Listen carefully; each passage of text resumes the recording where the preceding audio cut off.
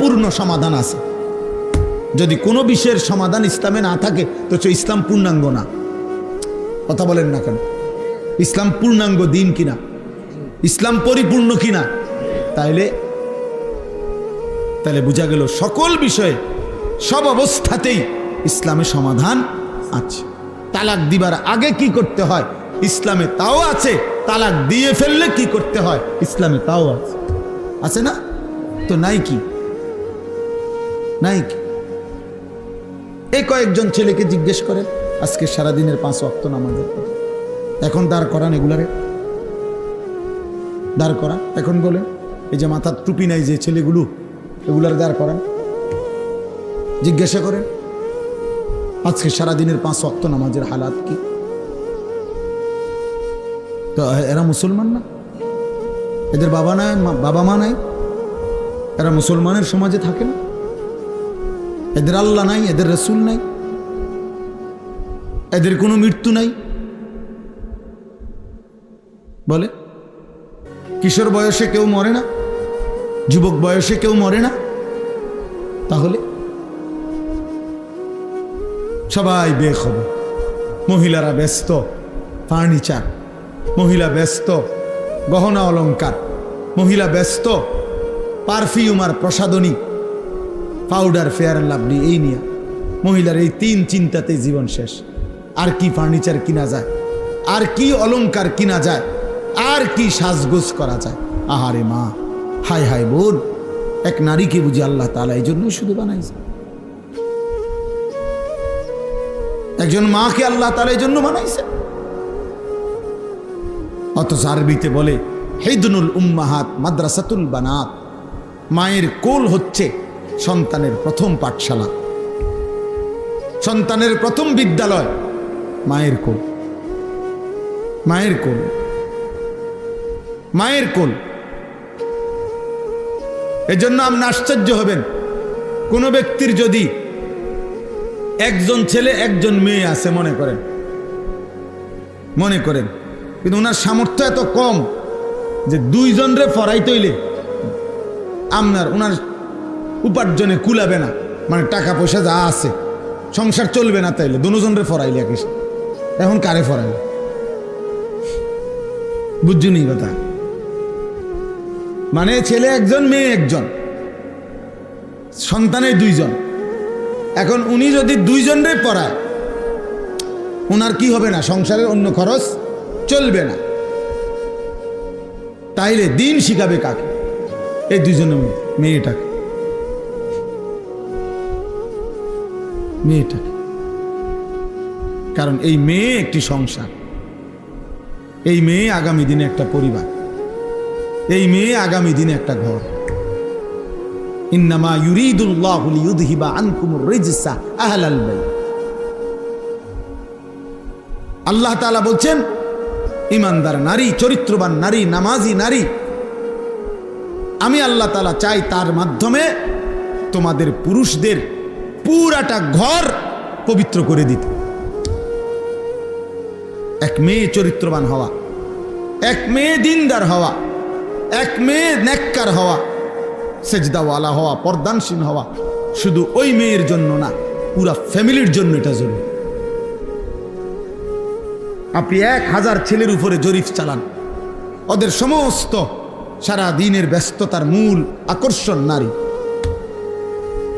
10,000 ছেলের পিছনে আপনি তদন্ত করেন, ওদের যৌবনের এই উন্মাদনা, এই চুলের ফ্যাশন, জামা কাপড়ের এই ফ্যাশন, সারাদিন টোটো করে মাতালের মতো ঘুরা, মোটর সাইকেলের এই বাহার, চুলের ডিজাইন, মোবাইলের এই ব্যস্ততা, সব কিছুর মূলে নারীর প্রতি আকর্ষণ, শাহওয়াত, শাহওয়াত, মনের চাহিদা, অশ্লীল অবৈধ কামনা বাসনা, হারাম চাহিদা।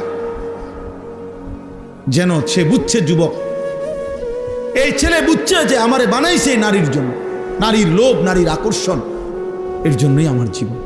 অথচ না, আল্লাহ তাআলা আমাদেরকে ইবাদতের জন্য বানাইছে, আল্লাহ আমাদেরকে ইসলামের জন্য বানাইছে, আল্লাহর জমিনে কালেমা প্রচারের জন্য বানাইছে। প্রিয় ভাই, একজন ছেলে ভালো হোক, একজন ইমাম সাহেব সালামটা ফিরাইয়া সারে না, 2 রাকাত ফরজের জুমার দিন। ওমা তারে এমন শয়তানে কামড়ায়, একটা কামড়ের লগে হেতে বাইরে যায়, একটা কামড়, মানে তার গুড়া কিরমি তার পেটে এভাবে কামড় দিছে, সাথে সাথে দৌড় দিয়ে বাইরে গেছে। গুড়া কিরমি কামড়ায়, কারণ সে তো আসছে মূলত হাজিরা দিতে। ওই নামাজের জুমার আগের 4 রাকাত সুন্নত, জুমার নামাজের পরে 4 রাকাত সুন্নত, এত কিছু দিয়ে হেড টাইম আছে, এ তো আইসা হাজিরা দিত। মানুষে দেখছে তো, সারছে তো, জানে মানুষে দেখছে, আপনি যা আইয়েন মুসিন নাই তো 4 রাকাত সুন্নত জুমার নামাজের পরে, এটা ইমাম সাহেবের বাফের সম্পত্তি। কথা বলেন না কেন?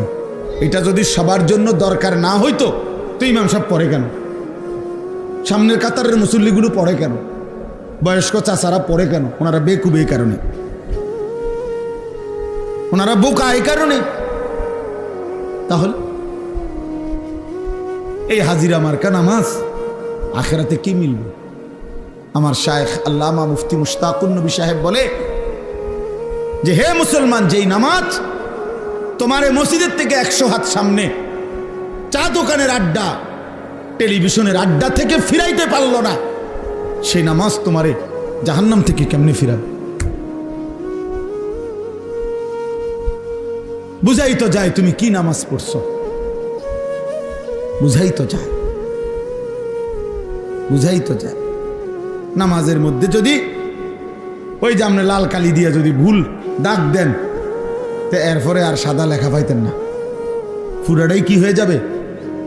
লাল হয়ে যাবে। আমার এক হুজুর বলছিল, আমি ছাত্রের খাতা কাটছি পরীক্ষার, সিদ্ধান্ত নিয়েছিলাম যে লাল কালি দিয়ে দিয়ে ভুল দাগ দিছি, এক একটা ভুলে 2 নম্বর করে কাটা।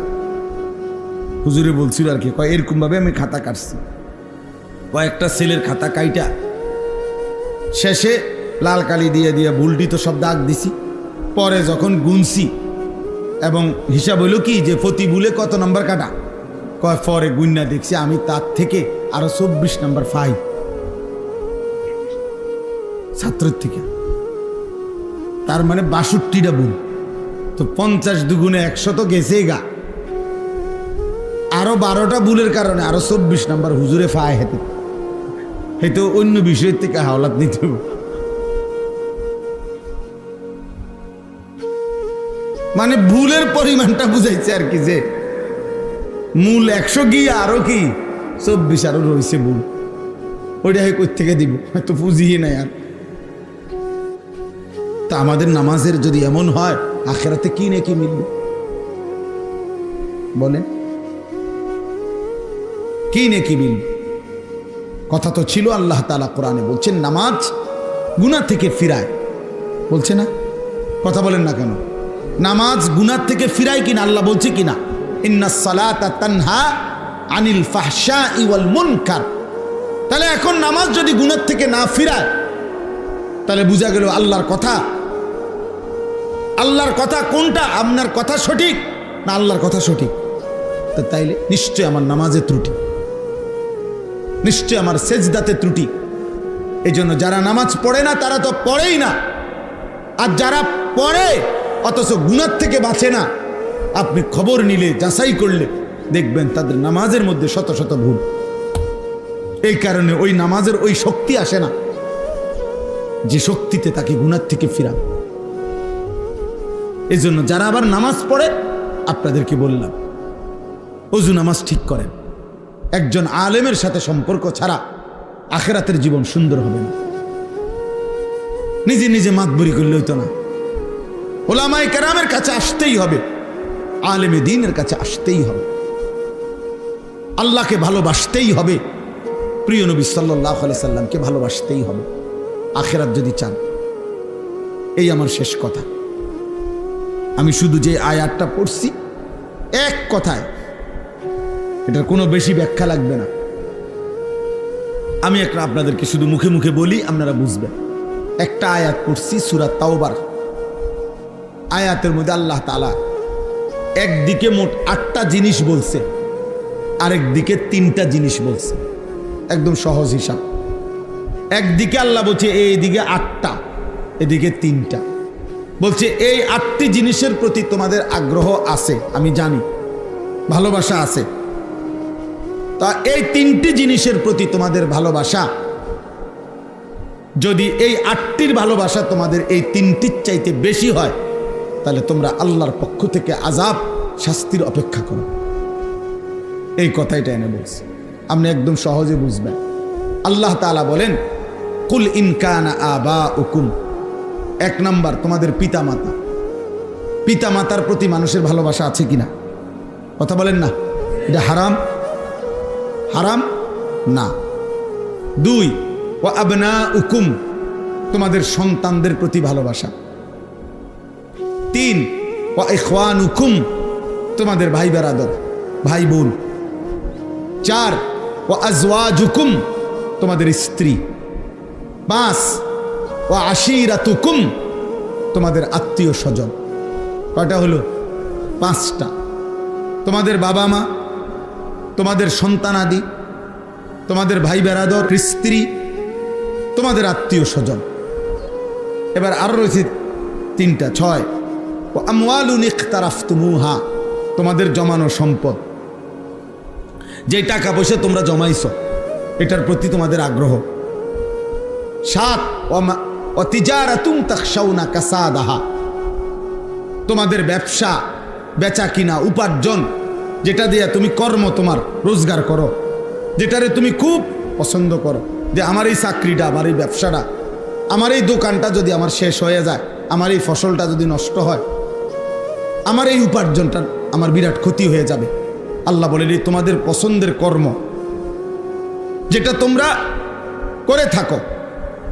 8 নাম্বার হলো ওয়া মাসাকিনু তারদাউনাহা, তোমাদের পছন্দের ঘরবাড়ি, যেটা তুমি তিল তিল করে ভরাট করছো, সাজাইছো। এ কয়টা হলো? আর বাদ রয়েছে কি? আমাদের দুনিয়াবি বিষয়ের মধ্যে বাদ আছে কিছু? কিচ্ছু বাদ নেই, সব এখানে আছে। আল্লাহ তাআলা বলেন, এবার এদিকে 3টা, আল্লাহর ভালোবাসা, রাসূলুল্লাহ সাল্লাল্লাহু আলাইহি সাল্লামের ভালোবাসা, আল্লাহর রাস্তায় নিজের জান মাল কোরবানি করা, জিহাদ ফি সাবিলিল্লাহ। তো আল্লাহর ভালোবাসা, রাসূলুল্লাহ সাল্লাল্লাহু আলাইহি ওয়াসাল্লামের ভালোবাসা, আল্লাহর পথে নিজের জান মাল উৎসর্গ করার ভালোবাসা, জিহাদ। আল্লাহ বলেন এই 3টা। তাইলে এইবার আল্লাহ বলেন, যদি এই 8টি জিনিসের ভালোবাসা এই 3টি ভালোবাসার চাইতে বেশি হয়ে যায়, আহাব্বা ইলাইকুম ফাতারাব্বাসু, তাহলে অপেক্ষা করো, হাত্তা ইয়াতি আল্লাহু বিআমরি, আল্লাহর আযাব তোমাদের উপরে আসবেই আসবে। এই কথা শেষ, এটাই কথা। আল্লাহ বলেন, তাহলে তোমাদের উপরে আল্লাহর আযাব আসবেই আসবে, অপেক্ষা করো। অর্থাৎ যদি আল্লাহর ভালোবাসা ফেলে দেছো, নিচে নামায় দিছো, রাসূলুল্লাহ সাল্লাল্লাহু আলাইহি সাল্লামের ভালোবাসা নিচে নামায় ফেলছো, আল্লাহর পথে জান মাল কোরবানি করতে চাও নাই, তা আল্লাহ বলেন ওইগুলো নিয়ে যদি ব্যস্ত হয়ে থাকো, আমি তোমারে শাস্তি দেব, দুনিয়াতেও আখিরাতে। দুনিয়াতে বেইজ্জতি করবই করব, আজ না হয় কাল শুনবেন ছেলেটা আপনার নিয়ন্ত্রণে নাই, ছেলের বউটা কষ্ট দিতেছে আপনারে, ছেলের ঘরের নাতনি আরেক ফোলার লগে ভাগ্যে গেছে, মেয়ের ঘরের ফুত আরেক মেয়ের সাথে চলে গেছে। কোনো না কোনো ভাবে আপনি বেইজ্জতি হবে, বেইজ্জতি হবে। হালাল হারাম মিশ্রণ করে এই দুনিয়া সাজাইছেন, আমনে মরে গেলে আপনার নাতিরে পর্যন্ত হইল মানুষে কইব তোর দাদা সুদখোর ছিল,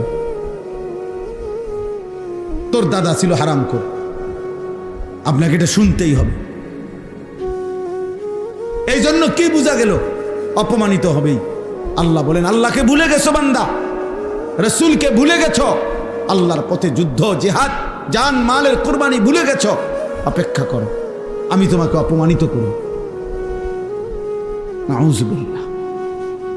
আমরা আগে একটা আরবি কিতাব আগে আমরা পড়তাম, মনে করেন, বা তোমরা ছেলেরাও বুঝবা, যে আগে আমরা আরবি কিতাব পড়তাম, তো এগুলোর অনুবাদ, বিভিন্ন শব্দ, একটা পৃষ্ঠা আরবি, তো একটা পৃষ্ঠার মধ্যে 26 শব্দ তো আমরা অনেক সময় পারি না, বুঝি না। তো ডিকশনারি দেখতাম, আরবি অভিধান, ওইখান থেকে বের করতাম যে এই শব্দটার অর্থটা কি। এইভাবে খুঁজতে হইতো, তালাশ করতে হইতো। তো এখন এরকম প্রযুক্তি যে আমি ওই দিন আমার মাদ্রাসায় কম্পিউটারে চাকরি করে যে ছেলেটা, এরকম একটা প্রায় 200 পৃষ্ঠার আরবি বই, 200 পৃষ্ঠা পরে দিলাম যে তুমি এটার এই কম্পিউটারের মাধ্যমে এটা অনুবাদ করে দাও। সে এমনি জেনারেল পড়ুয়া ছিল আরবিটা, তো সর্বোচ্চ 7-8 ঘন্টা লাগছে।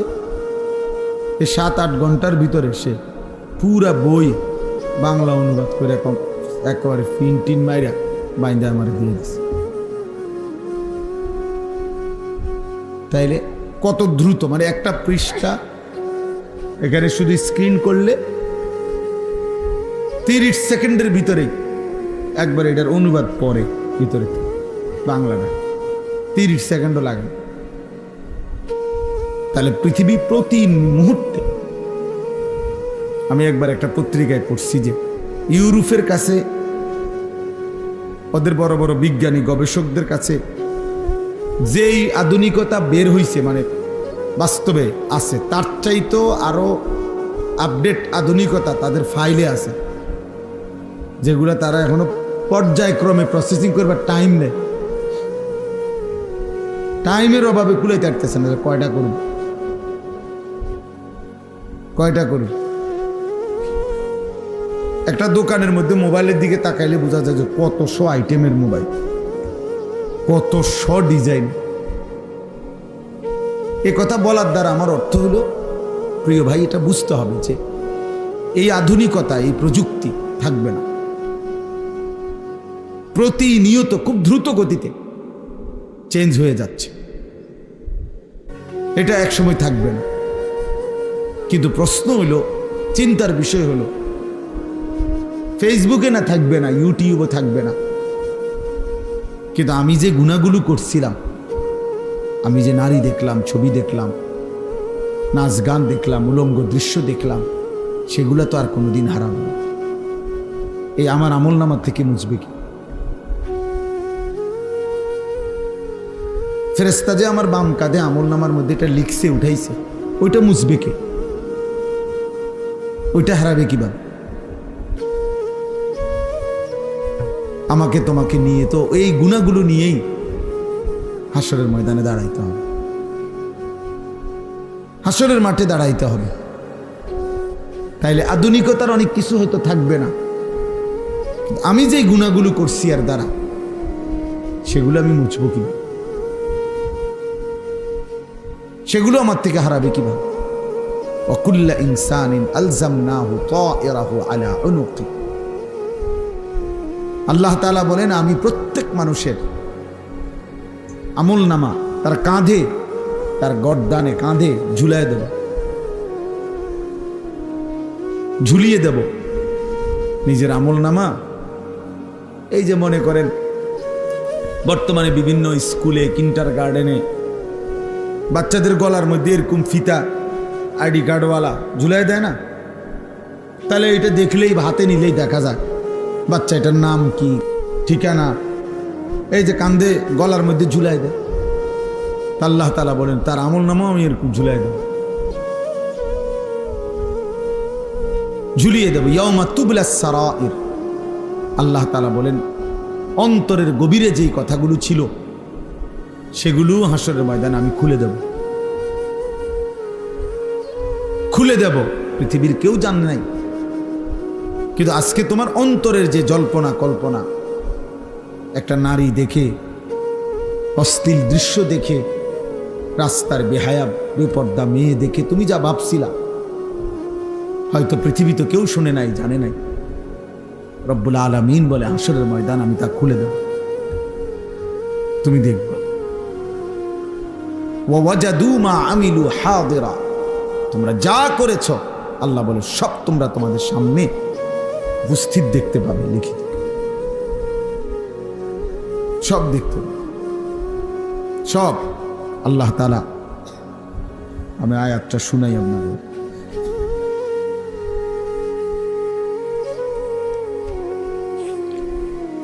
এই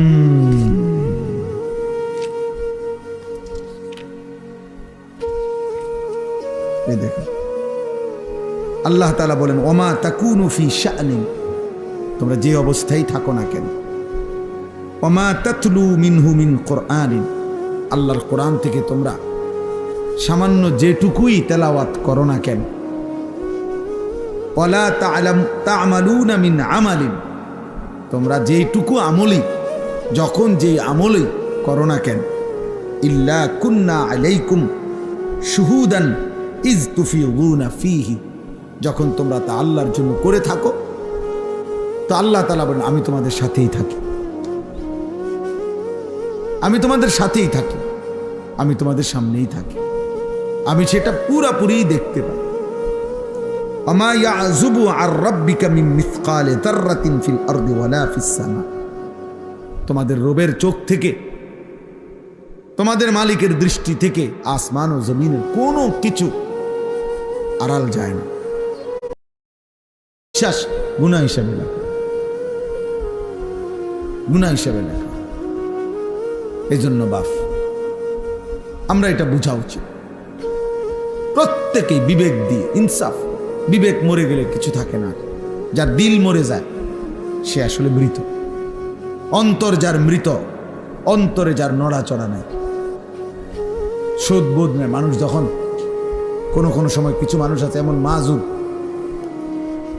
এমন অসুস্থ যে এই যে হাতটা 24 ঘন্টা নড়ে, বেচারার আর নিজস্ব কোনো কি নেই, এটা থামাইবার ক্ষমতা নেই।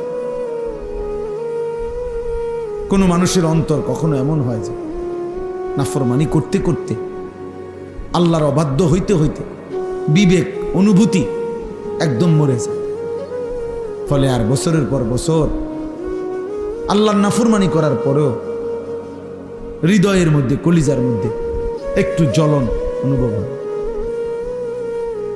অস্থিরতা আসে না, ব্যথা আসে না। এটা বহুত বড় লানত, বহুত বড় আফসোস, বহুত বড় আফসোস।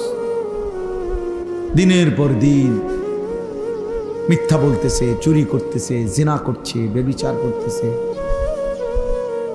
সুদ খাইতেছে, ঘুষ নিতেছে, কিস্তি করতেছে, 60 বছর স্বাভাবিকভাবে বিড়ি খাইতেছে, সিগারেট খাইতেছে, সকালে রাতে প্রকাশ্যে, রাস্তায়, বাজারে, দোকানে, বেডুইতের সামনে, বেডুইতের সামনে, ফলাইনের সামনে। হ্যাঁ, এটা কি ধরনের বুড়া মানুষ আমি বুঝি না, আমার কাছে খুব অবাক লাগে যে এটা কি ডকের বুড়া মানুষ, এটা মুসলমান কি জাতের মুসলমান, এটা এবারটার কাছে বুঝি কোনো জায়গায় এটা গুণা মনে হয় না। যখনই মন চাইছে বিড়ি খুলে ধরাইছে, খাইতে আছে, বা বেউকুফ, আশ্চর্য মতো। টয়লেটে খাইতো না, কই খাইতো, বেটার 24 ঘন্টার আমল, তো টয়লেট একটা জায়গা না, এটা তো শরমের কিছু না। যার কোনোখানে শরম নাই বেটার চিন্তা করে টয়লেটে খাই, তার টয়লেটে খাইলে কি, সে তো তার শরমে নাই, তো সব জায়গায় খাবে। এই জন্য বললাম এটা খুব সাংঘাতিক। একজন মহিলা প্রত্যেক দিন বেপরদা, প্রতিদিন রাস্তার পাশে পুকুরে গোসল করে। আমার এটা কি অপদার্থ মহিলা! এই মহিলা তো মহিলা বলতে কিছু নাই। আর এক নারীর শরীরে যে হায়া, সৃষ্টিগতভাবে লজ্জা আল্লাহ তাআলা পুরুষের চাইতে বেশি দিয়ে নারীকে তৈরি করছে। নারী মানেই লাজুক, নারী মানেই লজ্জাশীলা নারী। ওই পাতা, এটারে কেন লজ্জাবতী পাতা কয়? ওই যে একটা পাতা আছে না, একটা হাত ছুইলেই, একটু লাগলেই আস্তে গুটায় যায়,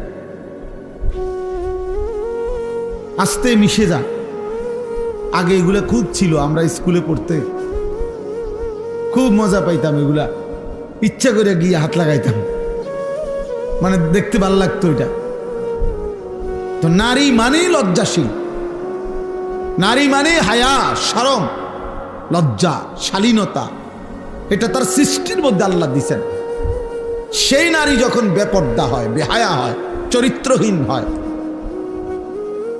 তো এইটা বেশি দুর্গন্ধ ছড়ায়। এই জন্য আশ্চর্য হবেন, কোরআন কি বিজ্ঞচিত, আল্লাহ তাআলা বলছে পুরুষ এবং নারী যদি জিনা করে, বেবিচার করে, তো পুরুষ তো হায়া কম করতে পারে, কিন্তু নারীর শরীরে লজ্জা হায়া তো আল্লাহ তাআলা অত্যধিক মাত্রায় দিছিলেন। যে নারী সেই লজ্জার বাঁধন ছিঁড়ে ফেলছে, হায়াত ছুটায় ফেলছে, ও পুরুষের চাইতে নিকৃষ্ট। এই জন্য আল্লাহ তাআলা কোরআনে বেবিচারী নারী পুরুষের শাস্তির কথা বলতে গিয়ে প্রথম নারীর কথা উল্লেখ করছে, আয-যানিয়াতু ওয়াজ-যানি। বুঝাইতে চাইছে যে পুরুষের দ্বারা হইল, ওই নারীর দ্বারা তো এটা হওয়ার কথা না, এক নারীর দ্বারা তো এটা হওয়ার কথা না, এক মহিলার দ্বারা, এক মেয়ের দ্বারা তো এটা হওয়ার কথা না। কিন্তু সেই অসভ্য মেয়ে নারী যখন নিজের স্বাভাবিক সৃষ্টিগত জন্মগত লজ্জাটাকে যখন শেষ করে ফেলছে, ও কতটা নিকৃষ্ট। এই জন্য কোরআনে আছে, ইয়া নিসা আন-নাবিয়্যি মান ইয়াতি মিনকুন্না বিফাহিশাতিন মুবায়্যিনা ইউদাআফ লাহাল আযাবু দি'ফাইন ওয়া কানা যালিকা আলাল্লাহি ইয়াসীরা। ভয়ঙ্কর কথা এটা, কোরআন শরীফের আয়াত। আল্লাহ বলছে, হে নবীর স্ত্রীগণ, নবীজির বিবিদেরকে বলছে, যারা উম্মতের সর্বশ্রেষ্ঠ নারী, রাসূলুল্লাহ সাল্লাল্লাহু আলাইহি ওয়াসাল্লামের স্ত্রীদের চাইতে এই উম্মতের নারীদের মধ্যে শ্রেষ্ঠ সম্মানিত নারী আর কে? সেই শ্রেষ্ঠ নারী ওনারা, উনাদেরকে পর্যন্ত আল্লাহ বলছে সাবধান, কোন ইমানদার নারী যদি বেহায়াপনা পর করে, ফাহিশা অর্থ হল অশ্লীলতা, বেপরদেগি, বেহায়াপনা, জিনা বেবিচারের পুরুষ পরিবেশ, পর পুরুষের সাথে একাকিত্ব, পরকিয়া, বিবাহ বহির্ভূত প্রেম, হারাম সম্পর্ক, এরকম যেই কোনো অশ্লীলতা, আল্লাহ বলছে তোমাদের নারীদের কারো ইমানদার দ্বারা হয়, যদি ইমানদার নারী, তো মনে রাখবা আমি আল্লাহ তাআলা পরিষ্কার বললাম, তার প্রত্যেকটা পাপের কারণে আমি তাকে দ্বিগুণ শাস্তি দেব, দ্বিগুণ। ইউদাআফ লাহাল আযাবু দি'ফাইন, ডাবল শাস্তি। কেন? যে তোমার দ্বারা এটা হওয়ার কথা না, তুমি না নারী, তুমি না মেয়ে, তোমার মধ্যে তো সৃষ্টিগতভাবে আমি আল্লাহ লজ্জা বেশি দিছিলাম, হায়া বেশি দিছিলাম, সেটা তুমি ভেঙে ফেললা কেমনে? সেটা তুমি নষ্ট করে ফেললা কেমনে? বলেন, ওয়াকানা যালিকা আলাল্লাহি ইয়াসীরা। আল্লাহ বলেন, যদি কেউ প্রশ্ন করে, নবীর বিবিদেরকে পর্যন্ত বলতেছেন আল্লাহ আপনি, আল্লাহ বলছে হ্যাঁ, এটা আমি আল্লাহর জন্য সহজ, আমার কাছে দিন বড়, আমার কাছে আল্লাহর বিধান বড়, আল্লাহর বিধান বড়। সে নবীর বিবি হোক, অপরাধ অন্যায় করলে আমি তাকেও দ্বিগুণ শাস্তি দেব। কোরআন শরীফে আছে মিয়া, আমাদের নবীজিকে আল্লাহ কি বলছে? নবীকে সাল্লাল্লাহু আলাইহি ওয়াসাল্লাম, নবীজিকে ডাইরেক্ট আল্লাহ বলছে বন্ধু, ওয়ালাউ তাকাওয়ালা আলাইনা বা'দাল আকাবিল লাআখাযনা মিনহু বিল ইয়ামিন সুম্মা লাকাতা'না মিনহুল ওয়াতিন। তোমরা ছেলেরাও শোনো মিয়া, আল্লাহ বলে আমাদের নবীকে বলছে, মাহবুব তিনি, হাবিব, কলিজার টুকরা, আল্লাহ পাকের এর চাইতে প্রিয়জন আর কেউ হইতে পারে? কথা বলেন না। সবচেয়ে প্রিয় আপন কলিজার টুকরা, সেই বন্ধুকে আল্লাহ বলছে, বন্ধু আপনি যদি আমার নামে একটা কথা বানাইয়া বলেন, বানোয়াটি কোনো কথা, আমি বলি নাই এমন কথা, যদি আমি আল্লাহর নামে বলেন, আমি প্রথমত আপনার ডান হাত, এই ডান হাত লাআখাযনা মিনহু বিল ইয়ামিন, আপনার ডান হাত টেনে ধরবো। আর যদি আপনি হাত টান দেয় তো মাথাও টাইনা চলে আসবে, মাথা নিচের দিকে আসবে না। তা আল্লাহ বলেন এরপরে আপনার গর্দানটা আপনার শরীর থেকে একটা কোপ দিয়ে আলাদা করে ফেলুন। কোরআন শরীফের আয়াত। কাকে বলছে? জি জি জি, বুঝছেন বাংলা কথা? ওয়ালাউ তাকাওয়ালা আলাইনা বা'দাল আকাবিল লাআখাযনা মিনহু বিল ইয়ামিন সুম্মা লাকাতা'না মিনহুল ওয়াতিন। গর্দানের রগটা ছিঁড়ে ফেলবো। এটার অর্থ এটাই, যেই রগ ছিঁড়ে গেলে আপনি মরে যাবেন, এমন রগটা আমি আল্লাহ ছিঁড়ে ফেলবো। একটা কথা উলট পালট বলবেন না, একটা শব্দ বাড়িয়ে বলবেন না। ওয়ালা তাজআল মা'আল্লাহি ইলাহান আখারা ফাতুলকা ফি জাহান্নামা মালুমান মাদহুরা। নবীজিকে সরাসরি আল্লাহ বলেন, বন্ধু আপনি আমি আল্লাহর সাথে কাউকে ডাকবেন না, কাউকে মিলাবেন না। আমি আল্লাহর সাথে এক বিন্দু শিরিক করবেন না। আপনি বন্ধুকে পর্যন্ত বলে দিলাম, বন্ধু যদি আপনি এক বিন্দু শিরিক করেন তাহলে আপনি বন্ধুকেও আমি আল্লাহ বেইজ্জতি করে জাহান্নামে ছুঁড়ে মারব। বোঝেন কিছু বন্ধু? হ্যাঁ, কোরআনকে মস্কারি মনে করছে দিন। অনেক মুসলমান তোমরা ছেলেরা, হ্যাঁ, একটা মামুলি বিষয় মনে এ কইলে হয় মুসলমান। কিছু আছে কইলে আমি আশেকের রসুল, ওটা আশেকের রসুল। ওরা প্রতিদিন বিড়ি খায়, ওটা আশেকের রসুল। আমরা সিরা খাই, আমরা বুঝি না, আমনে আশেকের রসুল। হ্যাঁ, মস্কারি করেন আপনি। হ্যাঁ, কথায় কথা গালি দেয়, উনি আশেকের রসুল। প্রত্যেক কথা গালি দেয়, সারা বছর সুদ খায়, কিস্তি লয়, এবার আশেকের রসুল। আর আমরা সবাই চিরা খাই, আমরা বুঝি না। আপনি এটা ঠাট্টা করেন, এটা মস্কারি করেন। নবীজির ভালোবাসা এটাকে বলে। রাসূলুল্লাহ সাল্লাল্লাহু আলাইহি সাল্লামের মহব্বত এটা। স্ত্রী নামাজ পড়ে না, ঘরের কেউ পর্দা করে না, এটা নবীজির ভালোবাসা। প্রতিদিন সবাই টেলিভিশনে নাচ গান দেখে, এটা রাসূলুল্লাহ সাল্লাল্লাহু আলাইহি সাল্লামের ভালোবাসা। হ্যাঁ, বলে তো হেরা টেলিভিশন দেখলে আপনি কিনবেন, আমি কিনতাম, আপনি কিনে আপনি সিরা খাবেন পানি দিয়ে ভিজাইয়া, আপনি কিনবেন মানে? এরপরে গুড় কিনে আনবেন আলাদা, সিরা দিয়ে গুড় দিয়ে খাবেন। উনি কি করবে উনি বোঝে না, উনি কি করবে উনি বোঝে না। আপনি ছেলেটার দুনিয়া সাজাইবার জন্য কি কষ্ট করছেন আমরা দেখছি না? দুনিয়া একটা ঘরের জন্য, এক সেট সোফার জন্য, ছেলেটারে বিদেশ পাঠাইবার জন্য আপনি কদ্দুর কি করছেন আমরা দেখি নাই, আমরা জানি না? তাহলে তার দুনিয়া সাজাবার জন্য তো আপনার মাথার ঘাম পায়ে পড়ছে, তার জাহান্নাম থেকে বাঁচাবার জন্য কিছু করলেন না কেন? বলেন, এটা কার দায়িত্ব? সন্তানের দুনিয়া সাজাইবেন আপনি বাবা, তো সন্তানের আখিরাত কে সাজাই দিবে? আরেক গ্রামের আরেক বেড়া? তাইলে বলেন ইনসাফ কি বলে? বলে শুনে না তো শুনে না, কোন বছরের তো শুনে না? 16 বছর বয়সে না শুনে না? এখন আপনার 16 বছর বয়স থেকে ঠিক করতে দিছিল দায়িত্ব, তো আপনি শিখলেন না কেন, জানলেন না কেন? এক সন্তানের তরবিয়ত কখন করতে হয় আপনারা বুঝলেন না কেন বাবা? আখলাক কখন শিখাইতে হয়, আল্লাহ কখন চিনাইতে হয়?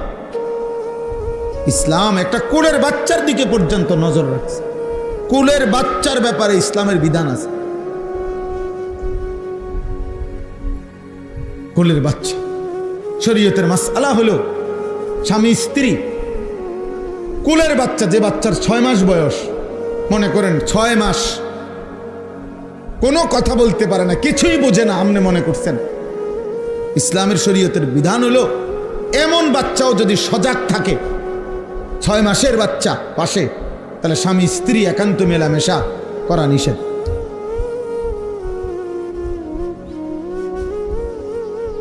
ছয় মাসের বাচ্চা হোক সে, কারণ তার নজর আছে, তো এই নজরের উপরে প্রভাব বিস্তার করে। একদিন আপনি কি মনে করেন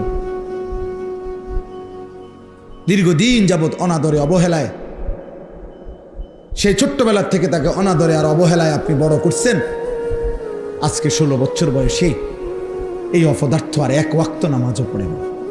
এটা কি আজকের থেকে শুরু হয়েছে? বলে না হুজুর, আমি 12 বছর পর্যন্ত 14 বছর পর্যন্ত তারা আমি নামাজ পড়াইছি, আজ যা 6 মাস হয় আর এক ওয়াক্ত নামাজ পড়ে না, এমন তাই 6 বছর বয়সে তো তার ঘাড় এখন যেরকম মোটা আমি দেখায়, 6 বছর বয়সে তো তার ঘাড় এত মোটা ছিল না। 8 বছর বয়সে তো তার এমন ঘাড় মোটা ছিল না। 18 বছর বয়স দেখে না জালেম অহংকার করে 6 বছরে তো কথা তো ছিল ওই সময় দিন শিখানো। আল্লাহ নবী সাল্লাল্লাহু আলাইহি সাল্লাম তো বলছে 7 বছর বয়সে নামাজ পড়াও,